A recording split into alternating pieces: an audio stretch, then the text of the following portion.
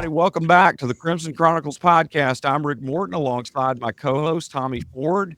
Tommy, we've got a great episode tonight. We're going to do something a little different with the folks, and we're going to spend some time with Olivia Arnold from the Bryant Museum. So why don't you orient us to what we're going to talk about tonight? Help us get to know Olivia a little bit, and then we'll introduce her, bring her on, and we're going to have a lot of fun. Thank you, Rick. It's great to have Olivia on tonight. I've known Olivia a long time. Olivia's got 2 degrees from Alabama, undergraduate and a master's degree. And she has been working for the Bryant Museum for 22 years, started in 2002. And about 3 years ago was named director of the Bryant Museum. Olivia does a great job, is very receptive to the whole Alabama athletics family and has great plans ahead for the museum. So we're looking forward to talking to Olivia tonight. Great to have you, Olivia. Yeah, thank y'all for having me. Tell us a little bit about yourself, where you grew up, your first interest in the University of Alabama. Were you an Alabama fan all your life? Tell us a little bit about yourself. So I grew up in Homewood, a suburb of Birmingham. So I've always been familiar with the Alabama program. I come from a little bit of a mixed history. My dad is an Auburn graduate. His mom is a Tennessee graduate, and his dad went to Georgia Tech. And my mom's dad went to Auburn. And my mom's mom went to Auburn, and my mom went to Montevallo. I've got an uncle that went to Notre Dame. So my family is not a traditional multi-generation Alabama family, but Alabama was actually the only college that I applied to when it came time to go to school. It was the only one that I really decided that I wanted to go to. Olivia, it's pretty remarkable that you actually got to the University of Alabama with all that heritage to live down. You really improved the standing of your family, I have to tell you. Yeah, I will say my dad still wrote War Eagle on every single tuition check he sent in. Before he died, one of his last requests was, please take me to an Alabama football game. So I took him. That was one of his last requests. He wanted to go to Bryant-Denny Stadium, and he wanted to watch Nick Saban coach because he loved Nick Saban. Your dad had a big role in the original construction of the whole complex there, right? The 4 Point Sheraton, the Moody Music Building, the hotel, everything there, the Bryant Conference Center. What was his role in that? My dad was an estimator for Bryce Building Company, and then he was the project manager for Alumni Hall, Bryant Conference Center, and Hotel Capstone. The only building on that street that he was not the project manager for was, of course, the Bryant Museum. The people who had built Moody Music had some bricks left over, and they undercut the one building he wasn't in charge of. It's the one building I decided I had to work at. Back to the history of the museum, although it didn't open until 1988, wasn't it many years in the making? And wasn't this the original brainchild of Coach Bryant? It was. So in 1981, as he was approaching beating Amos Alonzo Stagg's record, reaching that 315th win, he went to the university president at the time, and he wanted to do a display over at what is now Coleman Coliseum to feature his players, highlight the players, everybody that had been there to help him get to this historic milestone. President Matthews came back and asked Coach Bryant if he would be interested in going on a little bit bigger scale and possibly doing a museum. Coach Bryant came back and said, yeah, he'd be interested in that, but he still wanted to make sure that the focus of the museum was not on him, but was on the players, the coaches, everybody that had contributed to not just Alabama football, but to Alabama athletics. And that's why when you walk in the museum, right behind the bust of Coach Bryant, you see the Wall of Honor. And in that wall, it has every player that played for Coach Bryant when he was a head coach at Texas A&M, Kentucky, Maryland, and Alabama. So Olivia was a pretty broad-based effort as well to keep it in keeping with that vision that Coach Bryant had of including his former players and the people that were a part of his success. There were a lot of folks that went into the planning and the preparation for the museum as well. Can you tell us a little bit about that? Coach Bryant actually created a list of 52 players that he wanted to help with the museum. And they were from every university that he had coached at, just Alabama. And of course, it had some of the names that you would expect when you think of the history and the legends of Alabama football.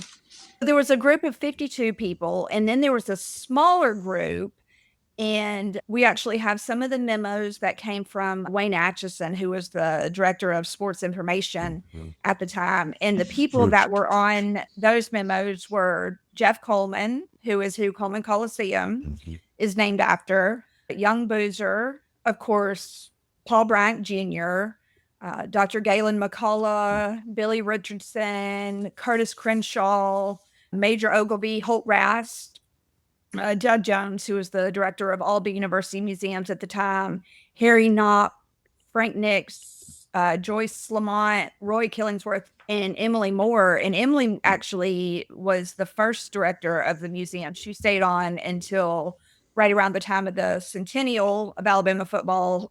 She left late 1991, early 19. This time between, there was what, 7 years or so between the time the idea came and the actual museum was open. Do you know about that period of time? And there must have been multiple meetings. I've worked at a university for 38 years, and it's meeting after meeting. I assume this was the same for you and or the folks at the museum. Yeah, and I'm not entirely sure how many meetings they had. I did actually a couple of days ago was read through some stuff and found a memo where Wayne had told everybody that meetings were going well and things were progressing quickly. I think that was in 1986. When everything was decided that the museum was going to happen, the Bryant Museum was over at Gorgas Library, and Emily Moore and someone who became our film curator, Gary Shores, was a student who worked for her. And so they were really the first two employees of the museum. And they spent, several years just getting all of the memorabilia and everything together so that we knew what we had so that we could adequately plan the exhibits. And so, Olivia, the original collection for the museum came right from the athletic department, and it was part of memorabilia that had been kept around for years, just as part of the athletic department collection. A lot of the trophies, coaches' film, photographs, media guides, game programs, and stuff like that was, as Tommy will tell you, because he was over there in the hidden storage rooms of Coleman Coliseum underneath the seats. There's probably still a lot of stuff under there that has not been found. Every time they do a new construction project, I think about 5 years ago, they found about 200 LPs that featured highlights and clips from some of Coach Bryant's games. And they just called us and said we had a bunch of them. Did we want them? They had a bunch of recordings from John Forney that were over there. We called the one that we kept all the ticket office things in was called the dungeon. It was files. And then we found, I remember this, boxes of the probably 1977 recruiting guide that with Coach Bryant on the front said, well, do you want to be a champion? Yep. And we found several boxes of that. And I remember calling Ken or somebody at the museum, and I said, hey, y'all want these? Said, oh, yeah, we'll take them. Yeah. And we do still have some of those. Yeah. But you're right. When they built the Coliseum in 1968, they built all these catacombs of storage rooms underneath the stands. And there's still no telling what's under there. Yeah, it's a lot of stuff. And then once we got all the stuff from athletics, we really needed some other items to really round out the collection. So, of course, Coach Bryant's family was very kind and very generous in making sure that we got stuff like the furniture from Coach Bryant's office. We've got 3 of his houndstooth hats. We've got some of his ties, his personal books. But then the players who played for Coach Bryant, and even some that were there whose family members had played in the early years, donated some stuff. But we've got like Peter Kim, who scored the last point in Coach Bryant's career. We had the shoe he used to kick that ball. That's Oh, amazing. cool. So just for both of you, it occurs to me when you're talking about all the catacombs under Coleman Coliseum and the places where things are stored, do you think anybody along the way over the years ever thought that there would be anything like the Bryant Museum that would exist? Were those things kept in a way that they were preserved or archived, or was it just everybody else's storage locker and y'all just happened to get onto a few treasure troves in some of those rooms? Rumors that I have heard are that some things had to be recovered, that they were going to be not able to be found anymore. So Tommy can probably speak more to that. I know it from rumors, but yeah, we're just very fortunate that so much of the stuff was still around, especially the game footage. We have stuff going back reel to reel, going back to the 20s. We have the largest collection of film in Southeastern sports and possibly the nation, but we know for sure in the Southeast we have the largest collection. Wow. What, Olivia, just curious, what sort of special precautions do you have to take with those kinds of things? Do you have special climate controlled kind of environments or things that you have to keep those in? Because I would imagine those things are very fragile, film that dates back to the 20s and things like that. Yeah, it's all temperature and humidity controlled. We keep a really close eye on that. If the temperature goes up or goes down more than, a degree, or if the humidity gets outside of the acceptable area, then we immediately call the HVAC folks over at UA, and they come over and fix it. As a matter of fact, we've got to have one of our air handlers changed out, and we scheduled that 2 months ago for January because we had to choose the time when the temperature's not going to get hot, humidity's not going to get high, that we're not going to need to bring in portable air conditionings because that'll mess up the heating and the humidity in the museum. Anytime anything like that is done, we have to plan months in advance and take a lot of extra precautions to make sure that everything is done. Olivia, the museum it is, y'all are rock stars, and it's got to be the finest sports museum of any university in the nation. But it's going on 35 years old or 36 years old now. And I'm just curious, do you have a track of how many people have visited the museum in 36 years? We do. I was there when we had our 1 millionth visitor. And just looking back over recently, some of the numbers, we've added another 250,000 people since we greeted our 1 millionth visitor. So we're a little over 1,250,000 people. That's awesome. It's unbelievable. And they're from everywhere. It's not just Alabama fans. We have, off the top of my head, we've had people from China and people from Germany, people from the Philippines that have come to the museum, Canada, Mexico. I have some friends from Honduras that have come to the museum. So it's not just Alabama fans. It's not just Americans. It's a global reach for us. I actually did a podcast a few years ago for a guy in Scotland. Wow. I'm intrigued about all the history and the artifacts, but I remember being a student and being sports editor of the Crimson White and spending a lot of time in sports information office with Charlie Thornton and Kirk McNair and that whole crew. There were files full of information on all of our players through the years. Photos, those stock photos they would take on picture day, and bio sheets when the freshmen came to school, and within their first week, they're filling out these bio sheets on their favorite hobbies and favorite music and favorite TV show and all that.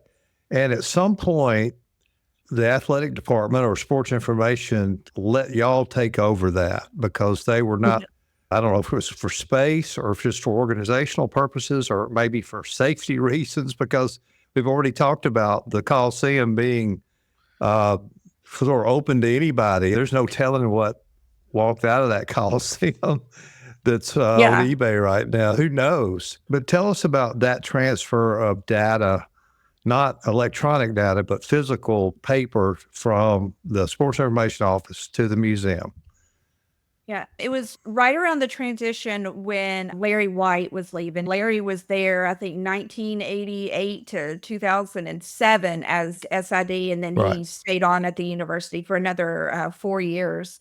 We got a call, and at the time we didn't have a museum van, so we all, took our vehicles over there and just got archival boxes and made sure we kept them in the same alphabetical order that they were in, and just brought them over to the museum. And for a long time, they were just in our hallway because we had to move stuff around in the collections to accommodate it. But we've got, I don't even know how many thousands and thousands of biofiles on not just football players, but all athletes at the Wow. University of Alabama. And Tommy's right. It's what is their favorite snack, and what's your youngest sister's name? And it's a lot of information, and the players love to come and see it because you're 60 years old and your favorite snack now is not what it was when you're 18, but they love to come back and look at it and to see what their favorite things were when they were 18 years old. And Olivia, I think that's maybe one thing that a lot of folks don't understand about the museum, and it's about the active part of the collection. It's not just the displays that you have, but there's a whole research area to the museum that folks are able to go into. And could you go into a little bit about that part of the museum and how that works, and even how folks get Yeah. access to that? Yeah, so I'd say maybe 5% of our physical collection is on display in the exhibit hall. The other 95% of it is in the archives. Now, with things being digitized, that does allow us to show some more stuff. But you have to let us know in advance because a lot of times we're busy and we may have a bunch of events. So we like to have some time in advance to make sure that we can do a really good job of pulling the information for you. And you just reach out to me or to our curator and schedule an appointment to come in, and we'll pull gang footage, scrapbooks, all kinds of different material, microfilm for you to look at. Any kind of format, any kind of information you need, we can probably pull it for you. And That's of course, amazing. I have been in that research library many times on a lot of the research for the books I've done. But you have a collection of also sports books, maybe not related to Alabama, the biggest collection I've ever seen in that part of the museum. Yeah, we've got a total of 7 shelves that go pretty much the width of that side of the museum. That's like 7 shelves tall as well, that have not just Alabama sports, but the Alabama vault book that you did, they went back and did the University of Texas vault book and Notre Dame. Mm. So we have all of this other information, and a lot of times other schools or people who are doing research on other schools have to come to us to get the information because we're really the only place that kept all of it and has it all in one location. That's amazing. Now, Olivia, one of the things you Yeah. mentioned a minute ago was about the digitizing of a lot of files, and I know that's been a huge undertaking for the museum. Tell folks a little bit about what you've done in converting the collection to digital and what that project was like, and just give us a little insight into that. Yeah, so it is a multi-year, multi-million dollar project that we are currently about a year and a half into. We're working with a company called Catapult Sports. They have several offices in the United States and overseas as well. They also are the ones who do a lot of the analytics Mhm. for the players that'll calculate everything for them. But we send about 3 totes a week down to the Orlando office, and it's in all different types of formats, and they are converting those into 4K. And that just allows us, better than anything else, that we can go in and we can add metadata and it's much easier for us to pull it up. It's stored on a computer. It's also stored in a cloud. It's called a vault. It's really limited access to who can access that. I actually don't even have a login for myself because I don't need it. I have a digital media creator that has access to that because he's really the only one that needs to have it, because we don't want to chance anybody accidentally deleting anything. But once it's digitized, we are still keeping the original format of the videos, because even though we've got it backed up, you always want to keep the original, because you never know, as you're digitizing things, if something may happen. But with the inclusion of metadata in what you're doing, that's going to make the utility of all of those digital resources just incredible. That the ability to be able to search and know to find things more rapidly than you're able to do by hand now, it's going to make that collection a whole lot more useful, I would think.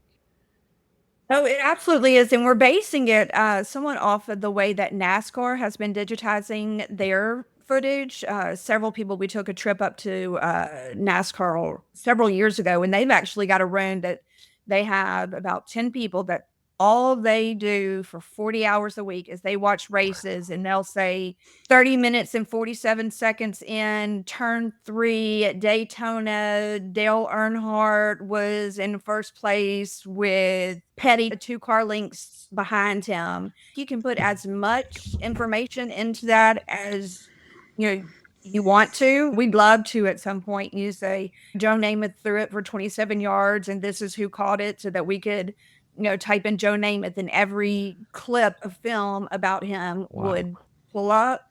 So it's just a matter of figuring out when to stop versus finding enough information to put into it.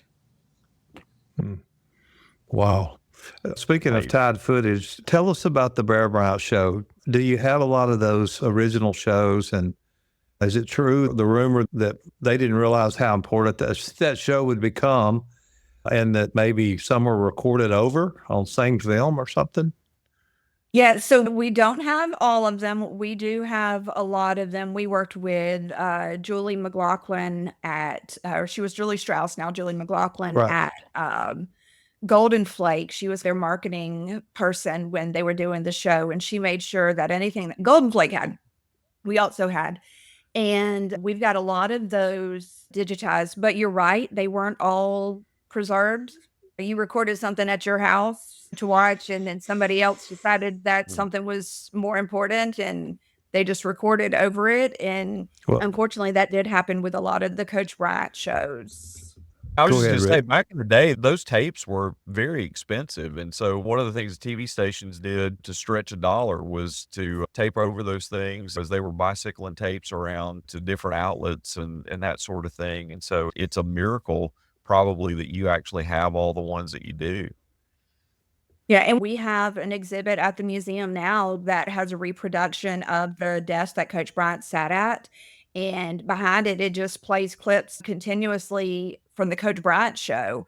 And for a while, we had an exhibit called Sunday at 4 that was set up like a 1960s, early 70s living room with the old wooden television that weighed about 5,000 pounds, where you could sit on a couch with the shag carpeting and you could watch episodes of those. That's awesome. For the viewers and listeners who don't know, the Bear Bryant show was every Sunday afternoon from 4 to 5. And back then, a lot of our games were not on television. Now you can see all of our Alabama football games. It wasn't that way back then. And the state stopped what they were doing at 4 o'clock on Sundays. And I remember playing sandlot football every Sunday afternoon. And about 3:45, we just shut it down and got home in time to watch the Bear Bryant show. And it was probably just about every play of the game.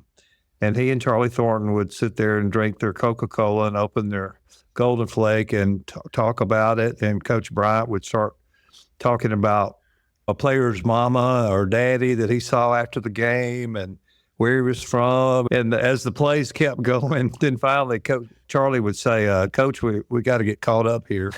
In October of 1977, I had the opportunity when I was sports editor of Crimson White to go on the set, Channel 13 in Birmingham.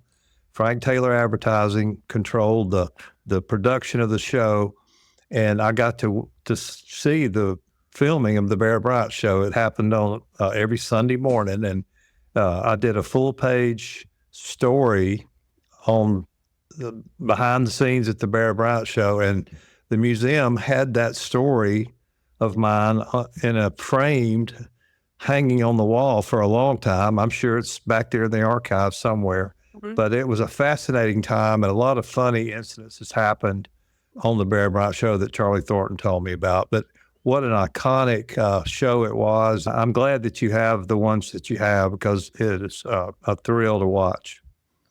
Well, and it wasn't just the kids that it was so important for them to go and watch. There was actually a doctor in Birmingham that he was obstetrician, and he wouldn't deliver babies between 4 and 5 on Sundays. I don't know who delivered all those babies, but they'd call him and he'd say, "Nope, I'm not coming in." No. We're going to do a podcast on the show, and I've already talked to Rick about it. I'm going to get Julie on and a few other folks who were involved in the production and tell some funny stories. That'll be a great episode. Olivia, it's funny that you talk about that, about the obstetrician that wouldn't deliver babies. And one of the things when we think about Coach Bryant is the number of babies that were named Bryant or Paul or Bear or something like that along the way. And you guys actually have a pretty interesting tradition about having a reunion for all those folks. Tell folks a little bit about what y'all do. Yeah, so we actually just had the Namesake reunion this past weekend for the homecoming game. We used to have it the first game every season, and there was 120 degrees outside and had to call ambulance for heat exhaustion. We changed that, so now it's try and do it around the third Saturday in October. But Coach Bryant's son, Paul Bryant Jr., used to get, I'm sure still does, get people all the time telling him, "I'm named after Coach Bryant," or "I named my kid after Coach Bryant," or "my nephew." Mr. Bryant came to the museum and said, "I'd like y'all to start a database of people who were named after Papa." So we have more than 700 people in that database. The way we really built it up is in 1996, People magazine came and did a story on it. And actually a few years ago, the Wall Street Journal came and did a story on it. So we've had some great publicity on it. It's been featured on Saturdays Down South and ESPN. But we had about 150 people attend this past weekend. But it's Pauls, Williams, Bears, Bryants, Paulers, so boys and girls. And actually Jesse Williams, who played for Coach Saban, who's from Australia, his little girl's name is Bear, after Coach Bryant. Wow. It's about the museum. If someone would ask you, "Hey, what's in the Bryant Museum?" Olivia, what would you tell them right now in October of 2024? Give us yourself. Probably what's not in the museum is actually probably a better question. So we have memorabilia going from the very beginning of Alabama football, the original uniforms that they used to wear, the old cloth and leather helmets, all the way up to the jersey that Greg Byrne gave to Coach DeBoer when he was announced as the new head coach. I immediately reached out to Greg Byrne, and about a week later, somebody came walking into my office with a 28 jersey that said DeBoer. We update the videos that are in there every week, so it's got highlights from the most recent videos, but we've got things like Steve Sloan's Orange Bowl MVP trophy, Joe Namath's traveling jacket, a watch that Coach Bryant gave to his grandson, Coach Bryant's furniture, Coach Bryant's reading glasses. After he died, Ronald Reagan gave Coach Bryant the Presidential Medal of Freedom, which is the highest honor a civilian can get. We've got that there on display. We've got some of our foreign players' uniforms. We've got some of their trophies. I've even got one of Wentz Sanderson's famous plaid jackets on display in the museum. anything that you can think of related to the history of sports at the University of Alabama. If we don't have it on display, we have it in the collection. I especially like special ones, like you did a whole display on the play-by-play and color commentators for Alabama through the years, all the way back before Maury Farrell and then John Forney and Paul Kennedy and Eli and Chris Stewart. And then you also had a great display on integration at Alabama with Wendell Hudson and John Mitchell and Sylvester Croom involved. I thought everything in there was just outstanding. Yeah, the integration exhibit is actually interesting. That was the first exhibit that I did as the director. Originally, it was going to be a temporary exhibit, and it just became so apparent that it was such a pivotal moment in the history of Alabama athletics that needed to be a permanent part of the story. I went as close to the source as I possibly could, and I called Coach Bryant's son and got him to tell me the history and the real story, because there's rumors that go around about, did this not happen? So I didn't want to put any misinformation in our exhibit. So I spent a long time with his son working on it. And then he decided, he worked with Kurt McNair, and Kurt McNair actually ended up writing the text for it. We do have a video, Tommy said, with Wilbur Jackson and John Mitchell. It's actually narrated by Roman Harper. Okay. And one of the things that we have is there's a trophy called The Beginning, and there are 27 players that were on Coach Bryant's first 5 integrated teams. And they did an event about 3 years ago called Night of Champions. It's Jeremiah Castile's foundation headed that up. They commissioned a trophy with a Waterford Crystal football, Waterford Crystal elephants, and they presented that at the Night of Champions. And then they and Bromberg Jewelers made a permanent donation of that Waterford Crystal trophy to the museum, and it's now the center point of our exhibit. Wow.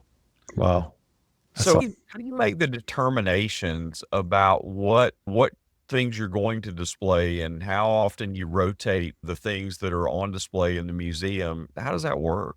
A lot of times it's based on what anniversary we have coming up. Like the softball exhibit came about because I ran into Patrick Murphy, our softball coach, one day, and we were talking, and he mentioned that they were coming up on the 25th anniversary of the softball program. I was like, that's a great opportunity to really highlight the program. So Tommy actually did all the writing and everything for that, all the research for that on me. Or I got lists of all the players who had played in those first 25 years and all of the coaches. I think there were only 6 coaches total in the first 25 years of Alabama softball history. Murph's only the second head coach that we've had, and he was there at the beginning. But it was really fun because I really wanted it to stand out. So it's got green carpet, and it's got a reproduction of the brickyard where the fans sit, and the space between the brickyard and the trophies is actually got the gravel that's on the warning track on the softball field. And we had the same people that did the graphics for softball locker room, and the same people who built the lockers do reproductions of all of that.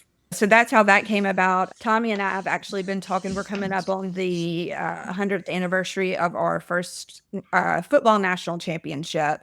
So we're in the early planning stages of doing an exhibit to highlight the first 18, maybe 19 national championships at the University of Alabama, but that'll be the first 100 years of championships at the University of Alabama. That's going to be our next big exhibit. That's awesome. Now, Olivia, if somebody has something that they think might be of interest to the museum, there's that heirloom that's been passed down through generations of their family, or that special thing that has a story behind it that somebody used to tell about how they came to be in possession of Joe Namath's cleats or whatever it is. If somebody wanted to reach out to you, what should they do? And then also just, what does that mean? Are there ways for them to place that in the collection? Are there ways for people to loan things to the museum? How does all that work? So the first step is going to be to just send me an email or give me a call. Let me know what you have. Of course, one thing that does disappoint people a lot is that we don't buy our collection. All the items in the collection have been Right. donated. And we have the shirt that Coach Saban was wearing when he got Gatorade poured all over him at his first national championship game. So it's these items that I'm sure there's people that would pay a lot of Right. money for, but you can't really put a price tag on the historical significance of these items. So we do take donations of items.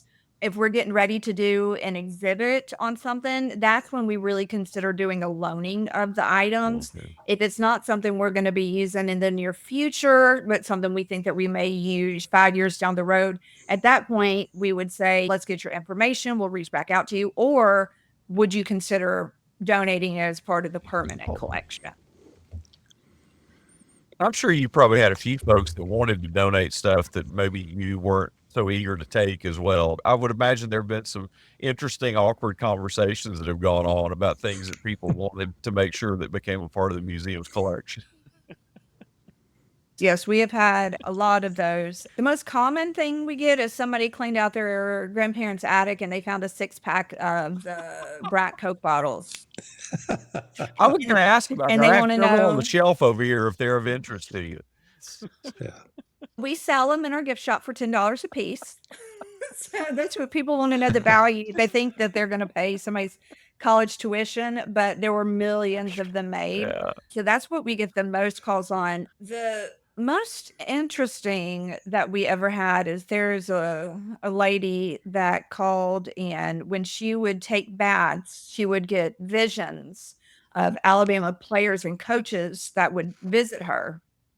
And she would save small samples of the bath water and put Ray Barker's name on it or Harry Gilmer's name on it.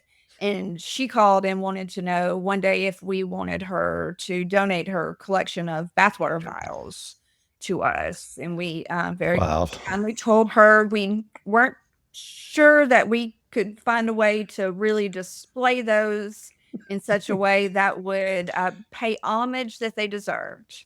That may have closed the museum permanently. I'm glad you didn't do that.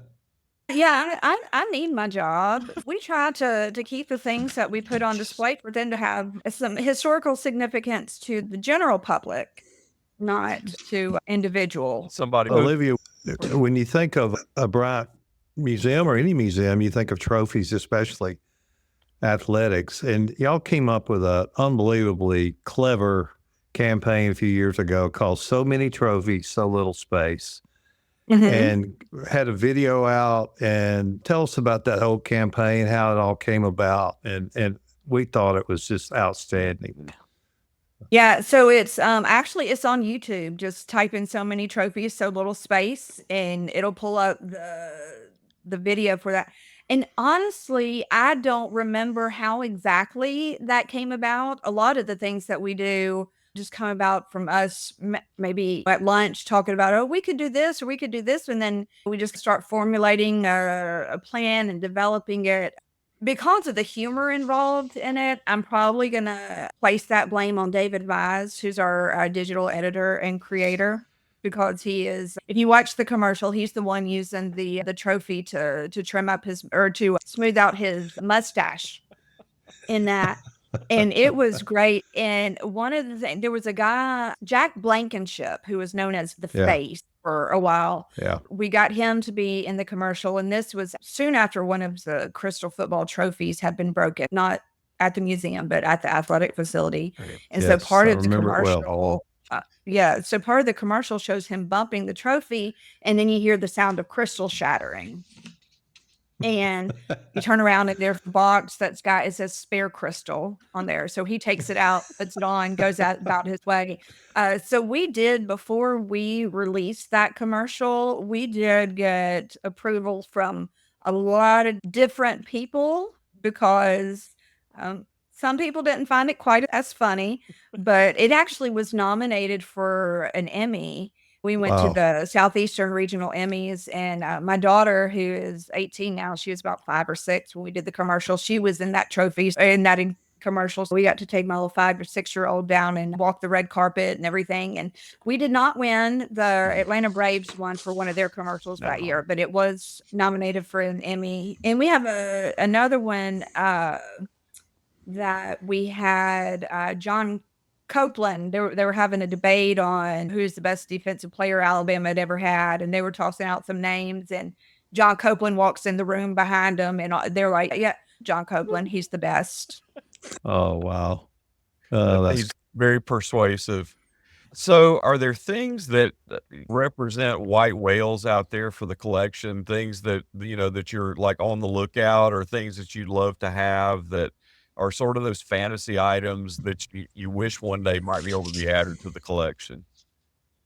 Yeah, I have one item in particular that I really want, and that would be Nick Saban's desk. Yeah. I'd love to do a reproduction of Coach Saban's desk like we have of Coach Bryant's. And we actually have some of his furniture from his office from when they remodeled it. But I'd love to have his desk. And I would love to have one of the Heisman Trophy winners from one of the Alabama players. We have John David Crow's Heisman Trophy in the museum because he was Coach Bryant's only Heisman Trophy winner. But I would love to have an Alabama Heisman Trophy in the museum. So, which we did actually have Bryce Young. We had Bryce Young's for about 3 weeks. What's now our NFL exhibit was originally done as a Bryce Young exhibit. A little bit before he graduated, his parents reached out, and as an appreciation to the fans, Bryce and his family wanted to put his trophies on display for where the public could see it. And so we did a temporary exhibit where we had Bryce's Heisman and his Maxwell, and I think 4 or 5 other trophies that Bryce had won that we had. So we temporarily had an Alabama Heisman Trophy in the building, but I'd love to have one permanently. Yeah, Olivia, one thing that y'all do besides just being such a great entertainment area is your gift shop, and you're selling a lot of things in there, some of which y'all were involved in on the production of, the DVDs, the Crimson Classics that were so popular. Just tell us about what else you're doing, and also about the new digital display board that you put in 2 or 3 years ago. Yeah, so we did the Crimson Classics. I think it ended up being a series of 13 games. It went everywhere from the 1945 Duke game, because we had to tell the story of the war babies. And that gave us an opportunity to go up to Missouri and to interview Harry Gilmer for that. And then it goes all the way through to the newest one we did was the 2002 Tennessee game. But so we did that. We did a series called Crimson Conversations. We've got one of Mal Moore, one of Sean Alexander, one of Harry Gilmer. And those were shown on WVUA 23. We did a Mama Called documentary, which was shown on Alabama Public Television. And that actually did win an Emmy for a documentary. And we've done several books, 12 and counting, 16 and counting. And we decided we're not going to do any more in counting books, because every time we do one, we win a national championship. But maybe we'll do 18 and counting real quick. And then we did a book called Inside the Vault, where we did professional photography and descriptions of a lot of the items that we have in the collection aren't on display. And then we also do a lot of stuff in our store is designed, created by museum employees, and then we work with manufacturers to produce that. So a lot of the stuff that we carry in our store is actually only at the Bryant Museum. One of the athletes that we work with is Joe Namath, and so there's some Joe Namath merchandise that you can get either from Joe's site, or you can get it from the Bryant Museum. We do carry a lot of stuff with Joe Namath. We do a lot of autographed merchandise with some of the newer players, a lot of apparel and hats. If you need anything houndstooth, we're going to be the best place to get that. Olivia, I remember years ago, the first time that I came to the museum, and it was a particularly poignant time just seeing all of those things that I'd heard about, stories that I'd heard my dad tell about players, uniforms that he saw when he was a kid in the 20s and those sorts of things. And so I think with the front row seat that you get and the folks that are a part of the museum, you've probably seen some pretty interesting and pretty fun reactions from fans when they come to the museum for the first time and they're taking all that in. Pull back the curtain for us a little bit and help us to see inside some of those moments. Yeah, I'll say one of my favorite moments was Von Mancha, who played in the 40s. He came in one day and he pointed at one of the old helmets we had, and he see, that's what's wrong with me now. He said I'd walk off the field and I'd fold up my helmet and I'd throw it in the bag. He said, so I blame it all on football. But we have people, you know, I have a family member that's come in and just sat in our theater and watched highlight video and just started crying because, and they say, I forget how much I love Alabama football. But I love seeing, especially with the digital wall that we have where you can pull up all of the players who played for Coach Bryant, seeing the players come in with their families. In particular, this summer, Tommy Wilcox came in with his daughter who worked for us when she was in college, and his grandson, just seeing this little kid, that's Pops, and getting to see these players and these coaches share the memories with their families. And a lot of times I just love just sitting back and hearing the stories that these people tell. You can read as many books about Alabama history as you want to, but you're not going to get all of this information unless you are given the opportunity to sit there and have a, call it a front row or a back row seat and hear them talk and tell the stories. And that really and truly is the best part of my job. That's awesome. Well, Olivia, how can the average fan support the museum? In what ways can they do that besides coming and paying a very inexpensive $1 or $2 to get in? $5 now. It is $5. We have raised admission one time in 34 years. Wow. Wow. So Okay. it's still a very good deal. We have our website, bryantmuseumstore.com. We also have a group called Circle of Champions, and that's our donor group. And you can join that by going to our website as well. And it ranges from an individual membership is $50 to as high as you want to go. We're not going to say no. Our most popular group is the director's level, which is a $250 level. And with that, I take them to a basketball game every year. They get entered into drawings to go to dinner with some of our former athletes, a discount in the store. They get free autographs from our honorary captains that we have every home game during football season. And we'll just do different events throughout the year. If we have a signing day or a scrimmage, we'll draw names, and our donors who are members of that, we'll take them to a scrimmage. They'll get to go and have lunch with about 100 former football players and then go and watch the scrimmage. We went and played Pop Stroke last week, and donors had the opportunity to go to that. It's stuff that you have to be a donor to the museum, or you have to be a former athlete and involved in the A Club to be able to participate in a lot of these events. Yeah. That was a lot of fun. Somehow I was eating while he was golfing, and then he was eating while I was golfing. That sounds like a blast, and I hope folks will make sure that they check that out. Olivia, where can they go? Is the museum website, would that be the best place for folks to go to find more information about that, to be able to become a supporter of the museum? So the most direct way to do is going to be to go to bryantmuseumstore.com. Okay. And when you hover over shop, the first thing you're going to see is going to be Circle of Champions. And you just click whatever level of membership you want to do. And it's an annual renewal. It's not a monthly subscription fee or anything like that. I mean, about a month or so before it's time for you to renew, we'll send you your reminder. If you don't want to do it, we're not going to keep bothering you. But a lot of our donors, they end up becoming friends. And one thing I started doing this year is Coach Ward does a coach show every Wednesday night at Baumhauer's and brings one of his players. And this year I've gotten a table, and I take 2 or 3 of our donors to every Hey Coach show, and they've all gotten to at least shake hands with DeBoer this year. That's fantastic. Well, Yeah. As you look to the future, what are some of the future plans for the museum? Do you see, is there a Nick Saban wing on the horizon or some project like that? There's wars and rumors of wars.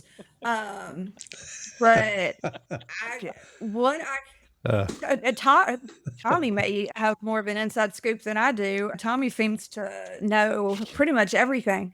He still has his finger on the pulse of everything Alabama sports. What I can say is that the museum is on the official Board of Trustees approved master plan for a substantial influx of money over the next 5 years. I don't know what that's going to look like yet. I've had a few meetings. There's been a few ideas tossed out, but nothing has been finalized. We'll stay tuned. yeah. You need more space. Yes, we actually have the museum, and then we have some trophies that are stored over at Mary Harmon Bryant at the University Museum's collection. We have some items in a storage room in Coleman Coliseum. It's got a padlock on there though, so everybody can't break in. And then we actually have 2 off-site storage facilities that we rent as well to house stuff. And we still, Tommy will tell you, he comes in my office and there's stuff everywhere because it's just constantly stuff coming in. So we are definitely, the too many trophies commercial was not a lie. Oh, That's that's great, Olivia. You do a great job. And Thank so glad you answered the call 3 years ago to become director of the museum, and hope you're there for many years.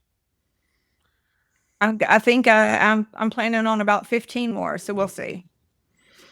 Good. Well, Olivia, this has been just a ton of fun. Thanks for taking time to sit down with us and for giving folks a little bit of an inside peek into the museum. I think the Bryant Museum is one of those things that as an Alabama fan and as somebody that's a part of, part of this family, is just one of the best things about, and it's unique. That's not something that really anybody else in the country has. And you do such a fantastic job of helping us to connect with our roots and our history and to celebrate that. And so we're just really thankful for you and thankful for your team and for all that you do. Thanks for all the work that you do on our behalf. I love doing it. We look forward to you doing it for a long time to come. And for those 13, 14, 15 years, however long you say you want to stay at it, or even longer. But we're going to finish up tonight the same way that we finish up every single one of our episodes. And Olivia, the way we want to leave it with our folks that are a part of the Crimson Chronicles family is we just give them a big roll tide. Roll tide. All right. Roll Tide. Thank you, Olivia. All right. Thank you.